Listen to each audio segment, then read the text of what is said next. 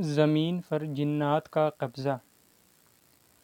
حضرت ابن عباس رضی اللہ تعالیٰ عنہما فرماتے ہیں کہ پہلے زمین پر جنات کئی ہزار سال حکومت کرتے رہے، سب زمین پر قابض تھے، حیوانات نباتات سے فائدہ اٹھاتے اور آسمان پر آتے جاتے تھے۔ پھر جنوں نے فساد مچایا، خون ریزی شروع کی، پھر پروردگار عالم جل جلالہ نے آسمانی دنیا کے فرشتوں کو حکم دیا کہ جنوں کو زمین سے دور کرو تاکہ ان کی آلودگی سے زمین پاک ہو جائے۔ پھر فرشتوں نے خدا کے حکم کے موافق جنوں کو مار مار کر پہاڑوں، جنگلوں اور جزیروں میں پہنچا دیا۔ اگر یہ ویڈیو آپ کو پسند آئی ہو تو برائے مہربانی ہمارا چینل سبسکرائب کیجیے گا۔ شکریہ، مہربانی۔